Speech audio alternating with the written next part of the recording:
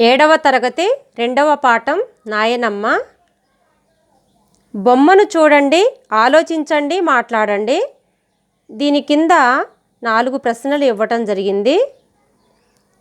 పై బొమ్మలో ఎవరెవరున్నారు? పై బొమ్మలో నాయనమ్మ, కొడుకు, కోడలు, 2 పిల్లలున్నారు. బొమ్మలో ఏం జరుగుతున్నది? బొమ్మలో కోడలు నాయనమ్మకు అన్నం తినిపిస్తున్నది. ముసలమ్మకు సేవలు చేస్తున్నవారు ఎవరై ఉంటారు? ముసలమ్మకు సేవలు చేస్తున్నవారు కొడుకు, కోడలై ఉంటారు. మీ ఇంట్లో ఉండే వృద్ధులకు మీరు ఎట్లాంటి సేవలు చేస్తారు? మా ఇంట్లో ఉండే వృద్ధులకు అన్నం తినిపించడం కానీ వాళ్ళకు కావలసిన అవసరాలన్నీ తీర్చడం చేస్తాము. పాఠం ఉద్దేశం: వృద్ధుల పట్ల సానుకూల వైఖరి పెంపొందించుకోవాలి. వారిని వెక్కిరించకుండా, అవమానించకుండా జాగ్రత్తగా సేవలు చేయాలి. ఒకవేళ మన వల్ల తప్పు జరిగితే పశ్చాత్తాపముతో క్షమాపణ అడగాలి. మానసిక పరివర్తన కలగాలి. పిల్లలు ఈర్ష్యాభావం విడిచిపెట్టాలని, పెద్దలకు ఎటువంటి అపకారం చేయకూడదని, వారి పట్ల గౌరవభావంతో మెలగాలని తెలియచెప్పడమే ఈ పాఠం ఉద్దేశం. పాఠ్యభాగ వివరాలు. ఈ పాఠం కథానికా ప్రక్రియకు చెందినది. క్లుప్తత, సరళత, పాత్రలకు తగిన సంభాషణలు, ఆకట్టుకునే కథనం, కథానిక, ప్రత్యేకత, మానవతా విలువలను తెలియజెప్పే కథానిక ఇది. ప్రవేశిక.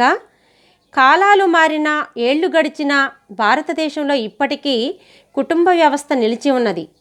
అందరి సుఖంలో నా సుఖం ఉన్నది, వారి కోసమే నా జీవితం అనే భావన భారతీయ కుటుంబానికి ప్రాతిపదిక. అమ్మా నాన్నలు, అక్కా చెల్లెళ్ళు, అన్నా తమ్ముళ్ళు, తాతయ్య నాయనమ్మ, ఇదే కుటుంబం. ఇది సుఖ సంతోషాల వాకిలి, ఆనందాల లోగిలి. అమ్మమ్మ, నాయనమ్మ, తాతయ్యల ఒడిలో ఒదిగిపోవడం చిన్నపిల్లలకైతే మహా సరదా. వారికి ఆత్మీయంగా సేవలు చేసి దీవెనలు పొందాలి. పిల్లలు పరస్పరం అభిమానాన్ని, ఆప్యాయతను పంచుకుంటూ సేవాభావంతో ఉండాలనే స్ఫూర్తి ఈ పాఠం చదివి పొందుదాం. రవి వాళ్ళ ఇంట్లో వాళ్ళ అమ్మ, నాన్న, చెల్లి, తమ్ముడు మరియు ఒక ముసలి అవ్వ ఉండేవారు. ఆ ముసలి అవ్వ రవి నాయనమ్మ. నాయనమ్మకు కళ్ళు సరిగా కనిపించేవి కావు. మోకాళ్ళ నొప్పులతో నడవడం కూడా కష్టంగా ఉండేది. అందువలన రవి వాళ్ళ ఇంటిలో వాళ్ళు అవ్వకు అవసరమైన వస్తువులన్నీ ఆమె మంచం దగ్గరే ఆమెకు అందుబాటులో ఉంచేవారు. రవికి వాళ్ళ నాయనమ్మ అంటే చాలా ఇష్టం. అతని తమ్ముడికి, చెల్లెలకు కూడా చాలా ఇష్టం. ఒకరోజు కరీంనగర్ నుంచి వాళ్ళ చుట్టాలు, వాళ్ళ కొడుకు శేఖర్ వచ్చారు. రవికి శేఖర్ను చూడగానే సంబరం అయింది. వాడితో పాటు ఆడుకుంటాడు. మధ్యలో ఆడుకునే ఆటనాపి నాయనమ్మ దగ్గరికి వెళ్ళి ఆమెకు అవసరమైన సహాయం చేసుకుంటాడు. ప్రతిరోజు ఇలా జరగటం వలన శేఖర్కు నచ్చలేదు. ఎలాగైనా నాయనమ్మను వదిలించుకోవాలని అనుకుంటాడు. ఒకరోజు అవ్వ మంచం కింద ఉన్న వస్తువులను తారుమారు చేస్తాడు. నాయనమ్మకు తెలియక అలవాటు ప్రకారం చెప్పులున్నాయనుకొని కింద ఉన్న నీళ్లు బిందులో కాళ్ళు పెడుతుంది.